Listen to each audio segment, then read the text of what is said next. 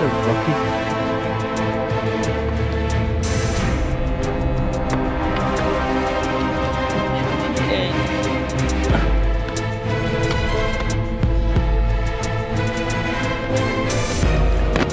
Herhangi bir şey yok, bakın görüyor musun? Toptan tırmanalım.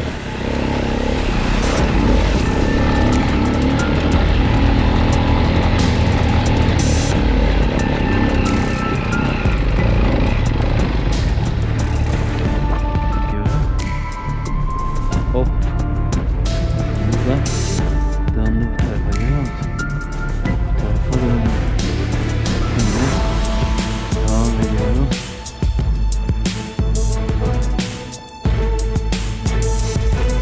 Evet, tam bu arada anteni tutayım.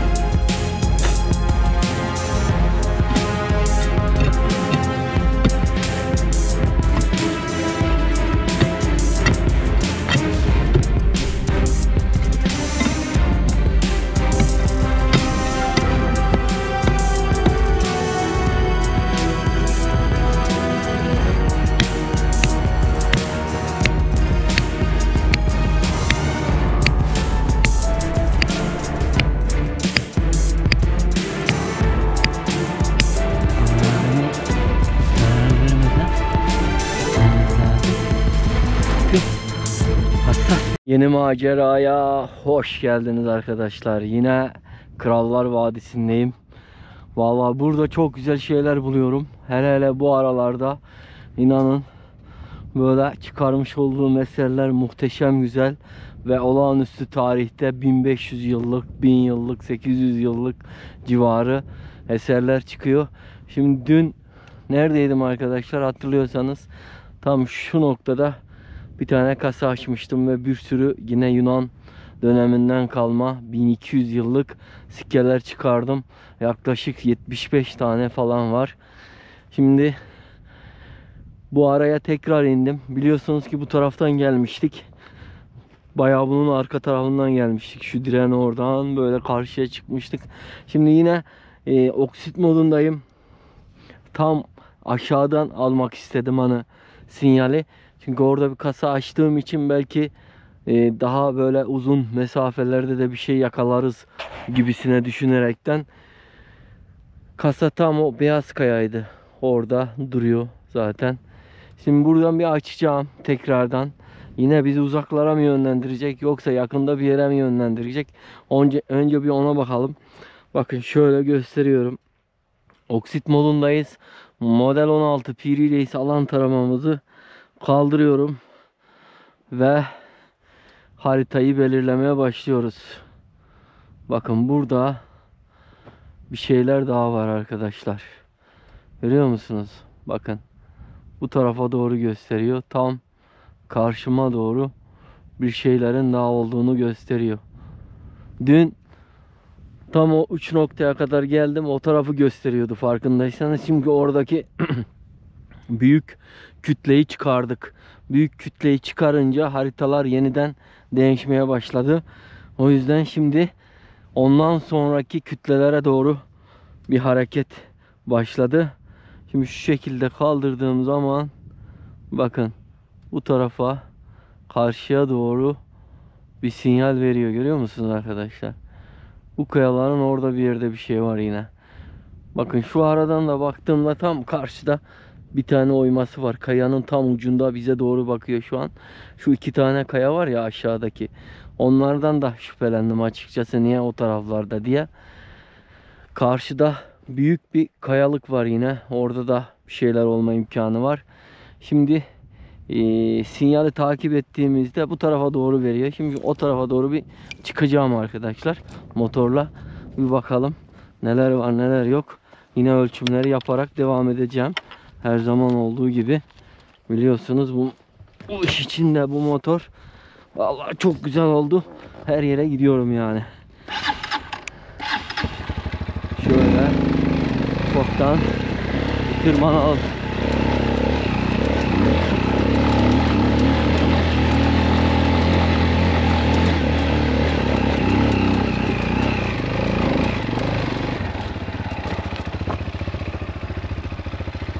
Ah.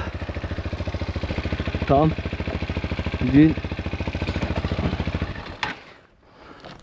açmış olduğum kasanın yanındayım. Bakın dün burayı açmıştık.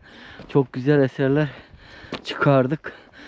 Buradaki işaret de, bakın şöyle baktığımda, dün biraz inceledim burayı, böyle görüyor musunuz? Bir ayak işareti gibi bir işaret var.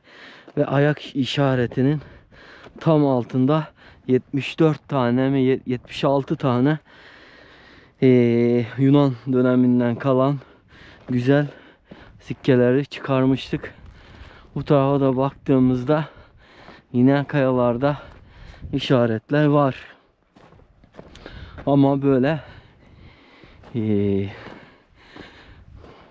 belirgin işaretler yok arkadaşlar.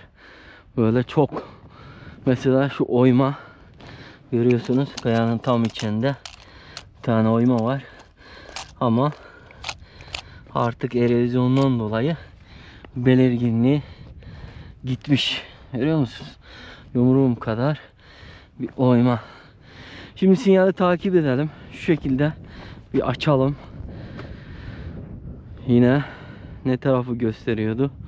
Oraya doğru bir gidelim bakalım. Takip ediyoruz arkadaşlar.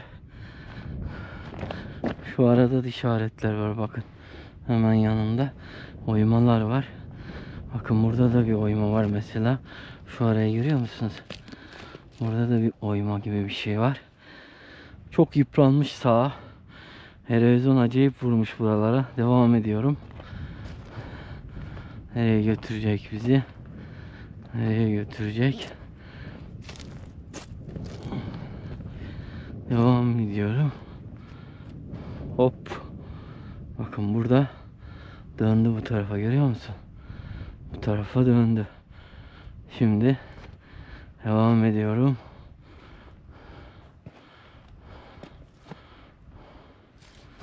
Evet. Tam bu arada anteni kısayım. Gördüğünüz gibi tam bu noktada bir sinyalimiz var. Görüyor musunuz? Sinyalimiz bu arada. Şöyle bir bakalım kayaya. Neler var kayada? Bakın buralarda işaretler. Görüyor musun? Bir kanal geliyor şöyle. Bir kanal. Bakın şurada yumruğum gibi yine bir tane oyması var. Şu arada oymalar var. Ufak bak, görüyor musun arkadaşlar? Esas kilit noktası bu gibi. Yuvarlacık bak. Görüyor musun? Yuvarlacık bir tane oyması. Şimdi oksit modundayım. Bir de şu aradan geleceğim. Tam böyle tam üstüne çıkayım şöyle. Bakalım. Bakın şöyle baktığımız zaman da görüyor musunuz? İki tane kafa şöyle karşıya doğru uzanmış. Halbuki karşıdan geldim. Büyük ihtimal orada bir yine Yunan döneminden baykuşlu altın paralar bulmuştum. Hatırlıyorsanız 50-55 tane. O tarafa doğru bakıyor. Veya aynen tam o tarafa doğru bakıyor. Bakın tam şu tepenin oradan aşağı geldim zaten. Devam edelim bakalım şöyle bir.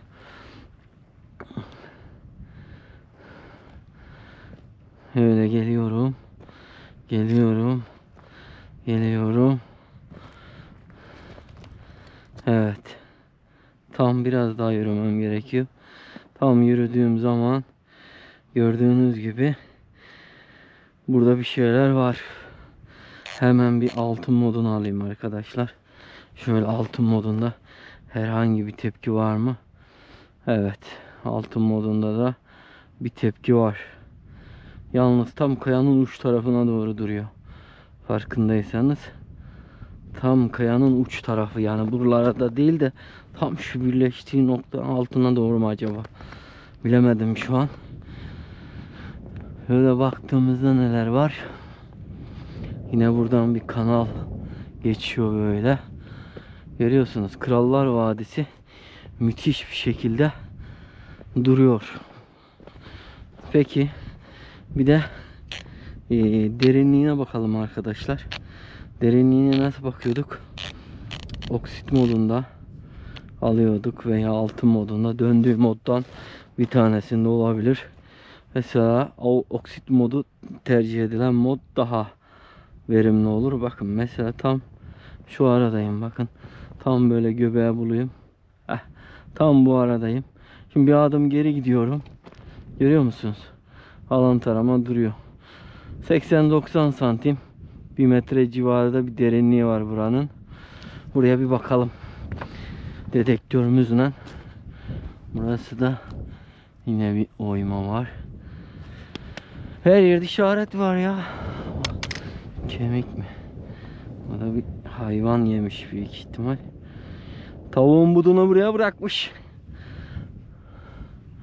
Tavuğun budu. Budu. Şu kaya çok enteresan duruyor. Farkındaysanız arkadaşlar. Görüyor musunuz? Şöyle kanal oyması. Burada yumruğum şeklinde oyma. Ve burada bir tane küçük oyma. Şöyle göstereyim. Küçük oyma. Ve bunun altına baktığım zaman da büyük ihtimal ya bunun arasında, şu arada bir yerde, noktada ya da şu kayanın altında bir yerde diyebilirim.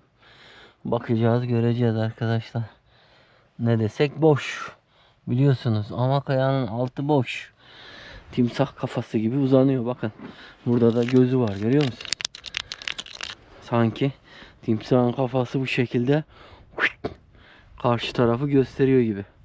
Şöyle biraz geriden alayım. Daha net, detaylı bir şekilde göreceksiniz. Bak, görüyor musun? Müthiş. Öyle bir yapılmış ki. Hatta bakın şöyle göstereyim, gözlere bakın. Gözü çıkıntı gözü. Timsahın üstünde çıkıntı olur ya. Şöyle bir hayal edin. Arkadaşlar. Çıkıntıyı.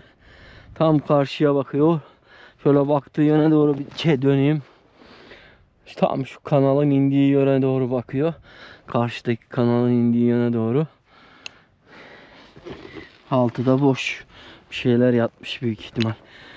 Neyse, şu alan taramamızı bir toplayalım. Hemen motorumuzu kapatalım. Dedektörümüzü kuralım. Bir aramaya başlayalım arkadaşlar. Ne diyecek? Şimdi şu dipçiğimizi bir ayarlayalım. Şöyle bir sıkalım. Bu da tamam. Şimdi şu bobinimizi bir takalım. Bir bakalım. Evet. Şimdi dedektörümüzü bir açalım. Önce kısaca bir ayarlara değinelim. Yani yapmak zorundayız, biliyorsunuz ayarları. Keşke sabit kalsa. Önce topraklamayı 5 yaptım. Arkasından toprak takibi, onun arkasından yaklaşık hassasiyeti yarımdan azıcık fazla yaptım. Gösteriyor mu hassasiyetin şeyini? Yok, gösterme. Yarımdan az bir şey fazla yaptım arkadaşlar. Şimdi şuradan çıkalım. Bir reset atalım. Evet. Şöyle.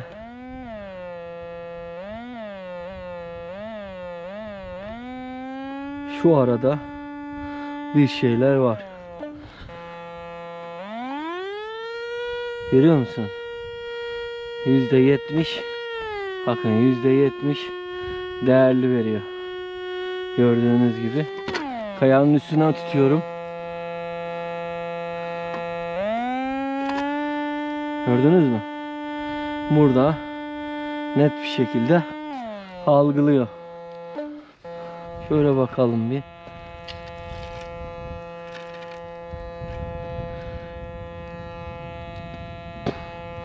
Bakın başka bir yere tuttuğum zaman da ya şuraya da bir bakayım.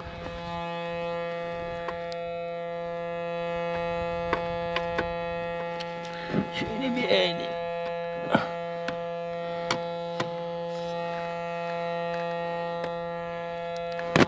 Herhangi bir şey yok, bakın görüyor musun?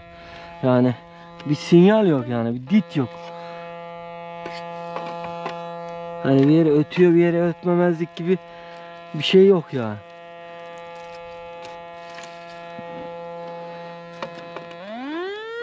Buraya geldiğimde çıldırıyor, görüyor musun? Değerli.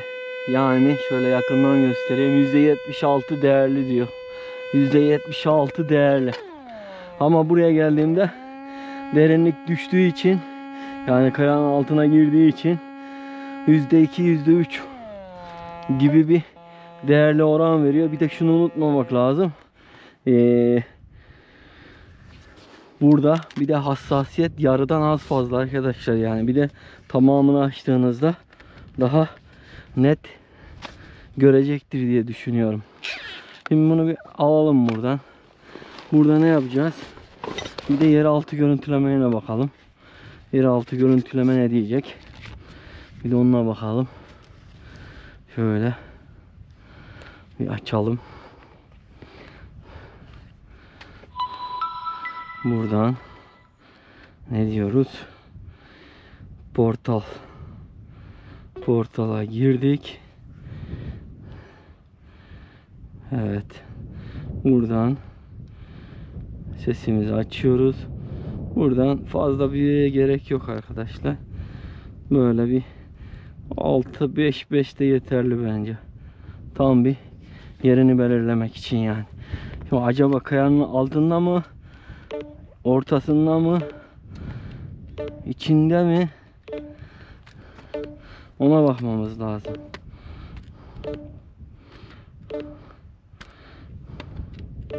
Bakın şu arada bir sinyal var. Görüyor musun?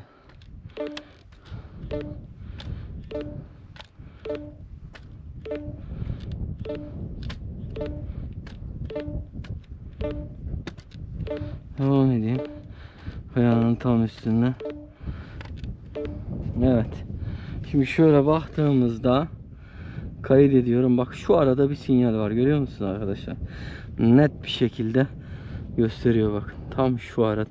Şununla şunun birleştiği noktada büyük ihtimal bir sinyalimiz var.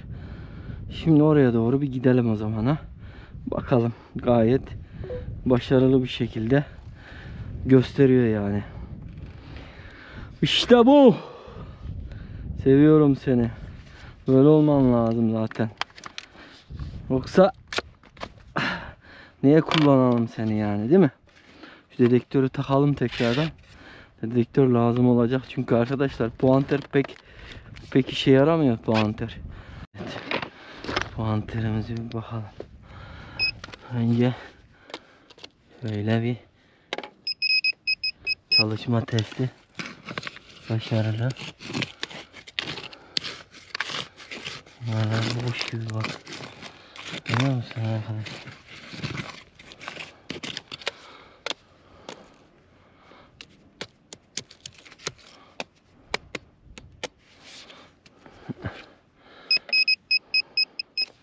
Çalışıyor ama iş yapmıyor. Bu şeyimizi almamız lazım, levyemizi arkadaşlar. Şu levyeyi bir alayım. Levyemizi de aldık. Şimdi şöyle bir boşaltma işlemine başlayalım.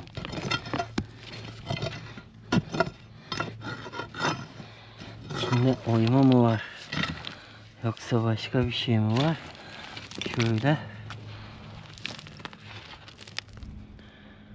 Bir ses geliyor ya. Farkında mısınız? Siz de bilmiyorum. Tamam, bir ses geliyor ama bilmiyorum tabi. Toza bakar mısınız ya? Ne biçim toz akıyor ya.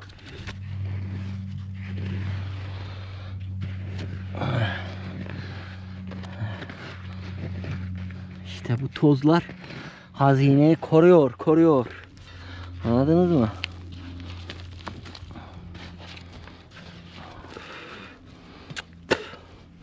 Hazineleri bu tozlar koruyor işte.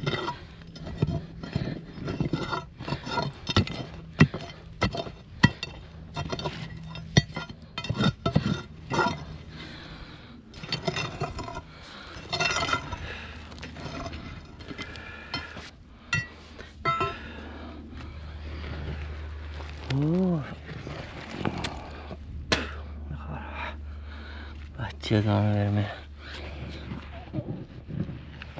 Ama şurada bir ses var bakın. Şurada bir ses var. Boşluk sesi gibi aynı. Bir ses var. O neymiş? Bak bir oyma var büyük ihtimal. Ne var burada? Gördünüz mü? Madenin olduğu yeri bulduk herhalde.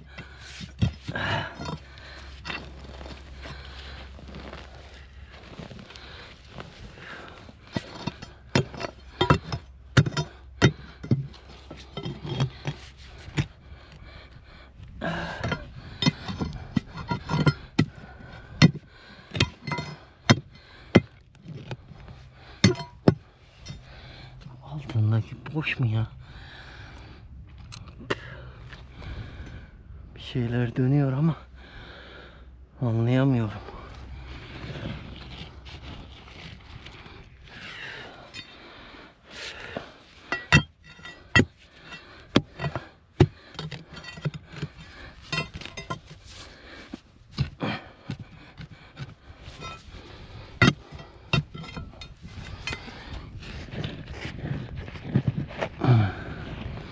Burada bir şey var herhalde.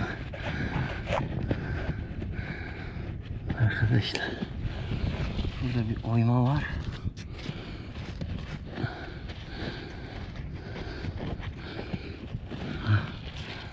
Görüyor musun? Orada bir şeyler var. Tam şu kanalın gittiği yerde, bak şu kanalın gittiği yerde bir şeyler var gibi.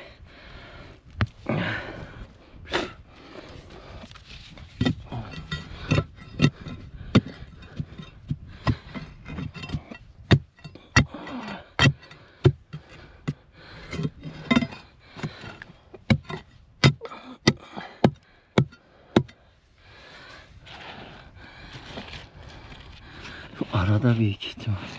Nerede bizim panter? Panter, nereye gittin lan? Haydi bakalım. Bismillahirrahmanirrahim. Başlamadan dakika bir gol bir.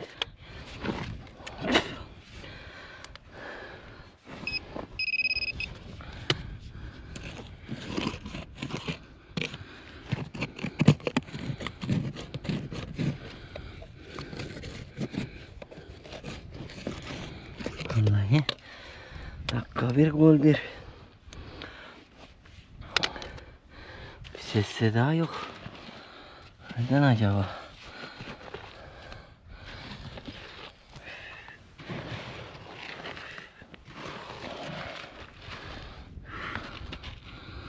Şu arada uyuma var ya.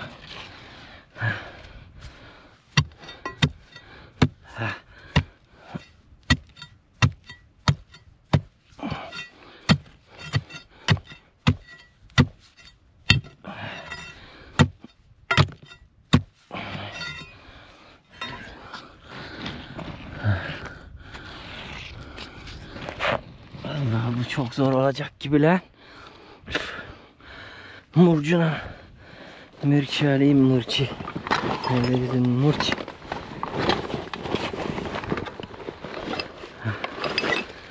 Çekiç. Mırç çekiç. Almış var ya.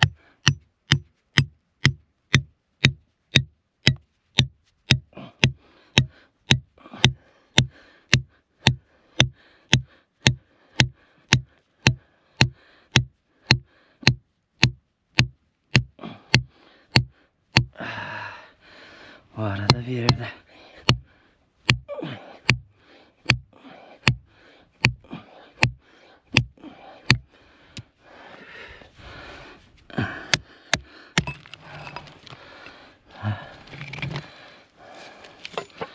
İşte bu.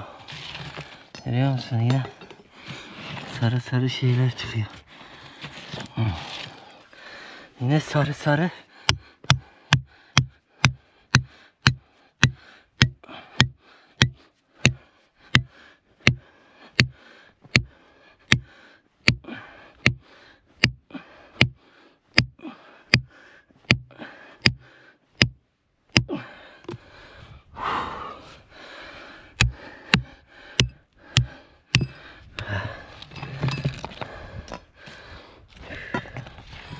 Şöyle bir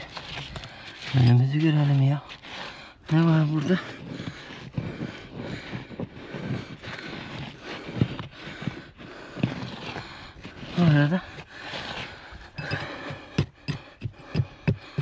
kanal var. Kanalı çıkarmamız lazım. Dedektörün tam sinyal verdiği nokta. Görüyorsunuz.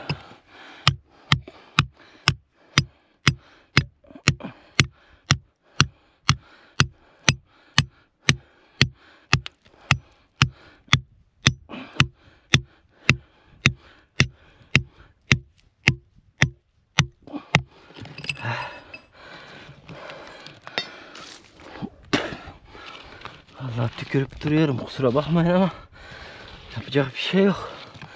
Tozu görüyorsunuz. Bu ne lan?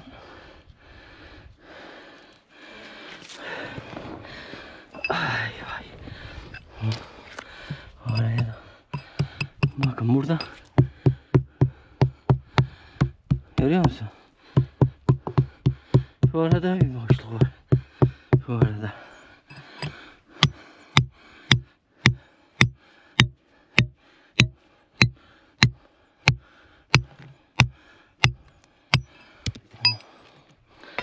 Bu arada bir boşluk var.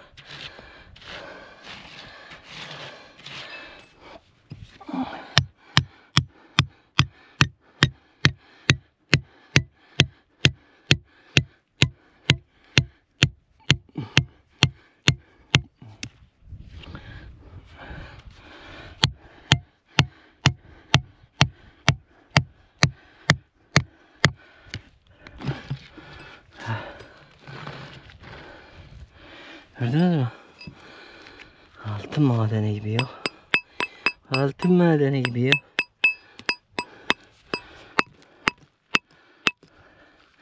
Geçen bir arkadaşım biri yorumlarda yazmış. Deniz abi bütün çıkan taşlara bak yine. Bakacağız kardeşim tabi. İçinde bir şey olabilir. Bir şey ilgimizi çekebilir. Belki ufak bir parça taşın içinde. Yani bakmazsan nasıl göreceğiz?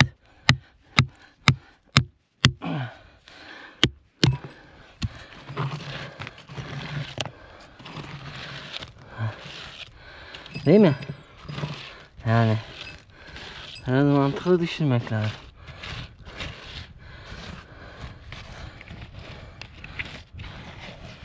Şurada ne var?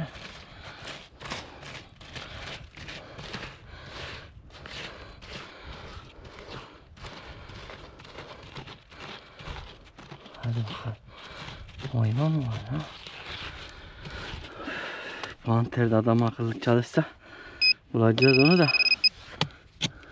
Panter bozulunca bundan kaldık arkadaşlar. Sipariş verdim ama daha gelmedi.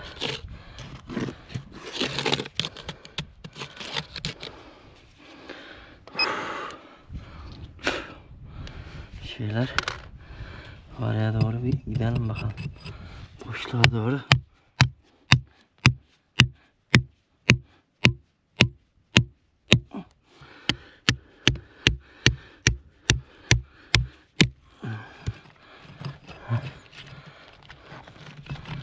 Görüyor musun? Beyaz beyaz bir şeyler var ya. Oksit işte, bu gaz. Yani burada ne varsa artık bunu gaz olarak salgılamış büyük ihtimal.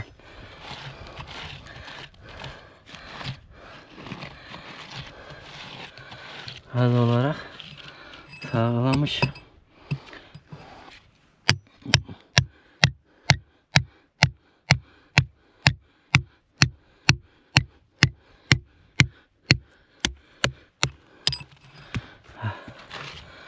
Her tarafa bakıyoruz.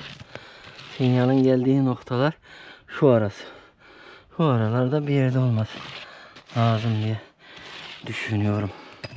Ne diyorsunuz bilmiyorum. Ama düşüncelerim bu yönde.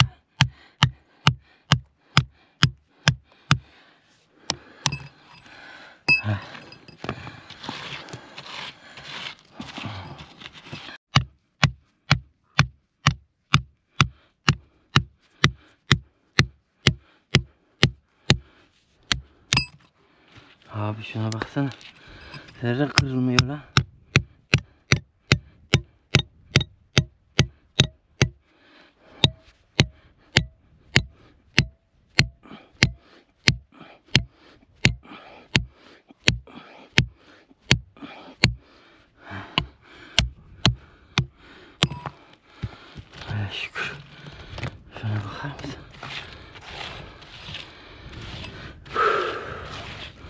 burada ama tam altında ama sinyal aldığım nokta burası arkadaşlar.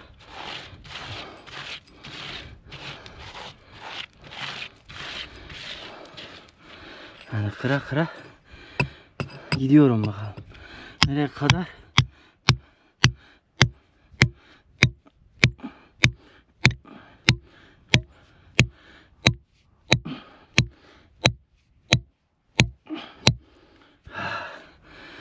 Nereye kadar kıracağız bilmiyorum ama kıra kıra gidiyoruz bakalım.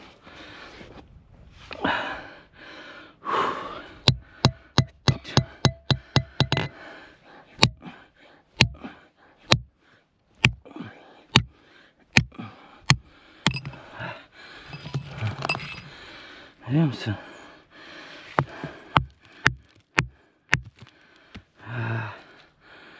Bunlar da ötüyor mu acaba?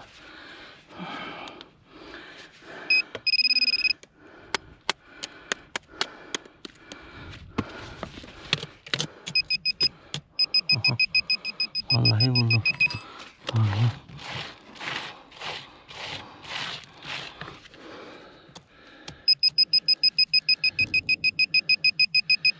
Görüyor musun arkadaşlar? Sonunda buldum sinyal. Sinyal burada. O zaman şu arayı da kıracağız. Sinyale doğru inebilmek için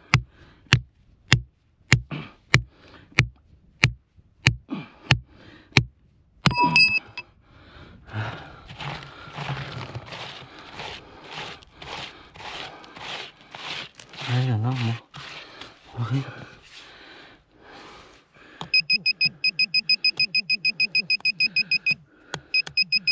Tamam, şu arada bir yer. Bir saniye. Nerede bizim o? Şöyle.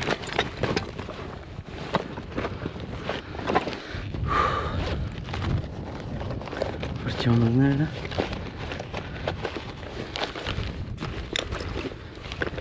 Fırçamız burada. Bakalım bakalım. Böyle şöyle. Aa bak. Görüyor musun arkadaşlar? Oo. Bakın. Kayanın içinde. Gördünüz mü? Ha?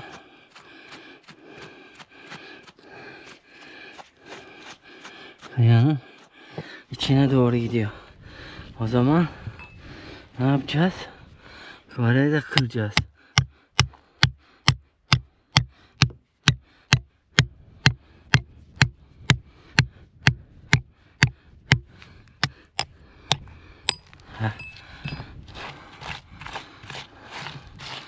Arayı da kıracağız. Nerede bizim fırçamız? Tam malzemeye zarar vermeden gitmemiz lazım. Çünkü hassas bir noktada. Görüyorsunuz.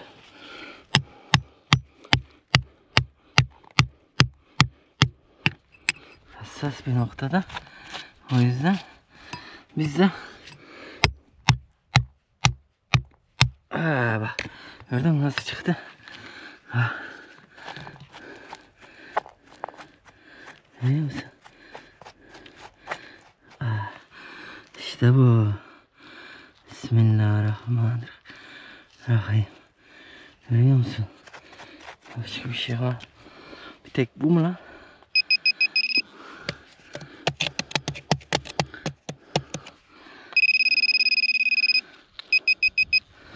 Bu ne ki?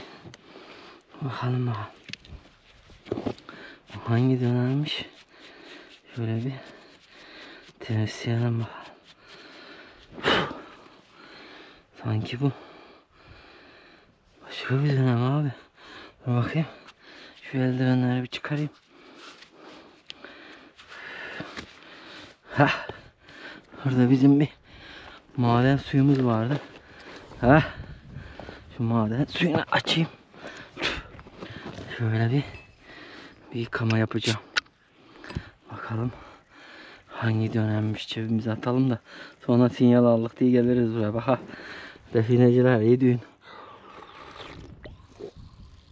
Şöyle bir asit dökelim. Bakalım bir neyin nesiymiş. Neyin fesiymiş.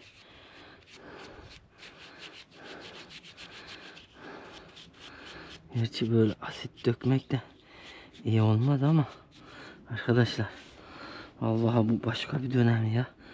Bu hiç görmediğim bir dönem. Dur bakayım. Şöyle biraz buraya dökeyim. Şöyle bir temizleyeyim. Maden suyu iyi temizliyor yani. Asitli olduğu için büyük ihtimal. Ama tabi oksidini götürmüyor. Ayrı dava ama toprağı temizliyor komple. Arkadaşlar, bu kim ki ya? Anlamadım yani ama Osmanlı dönemine benziyor arkadaşlar bu. Görüyor musun? Osmanlı dönemindeki giyilen çarıklara benziyor. Tarih marih var mı acaba? Bakalım bir.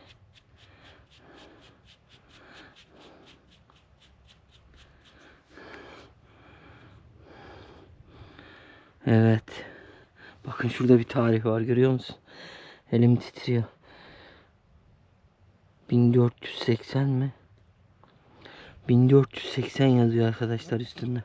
Tam okuyamıyorum ama 1480 mi bir şey, 1440 mı 80 mi? Böyle bir şey yazıyor. Allah Allah. Şu güzelliğe bakar mısınız arkadaşlar? Yani gerçekten güzel bir eser. Bu madalyon mu? Para mı? Onu da anlamadım. Ama paraya benziyor ya. Madalyon bile para bu kadar büyük olur mu?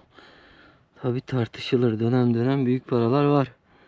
Ama hey bu yani. Osmanlı diye düşünüyorum arkadaşlar. Yanlışım var mı bilmiyorum ama çünkü kafasındaki, bir bakacağım lan, dur. Dur bekle. Neyi nesi göreceğiz arkadaşlar. İnternetimiz çekiyor mu? Çekiyor. Şöyle bir resmini alıyorum. Neyin nesiymiş bakalım. Hadi. İnternet çeksene lan.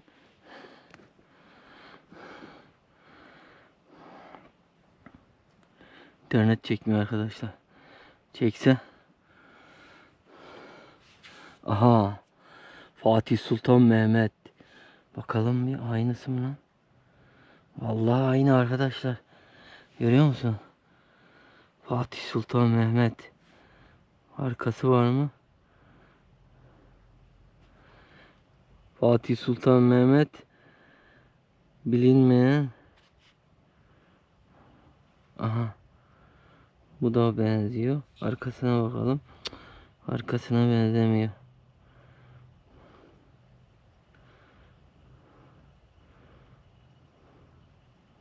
Var mı böyle bir şey?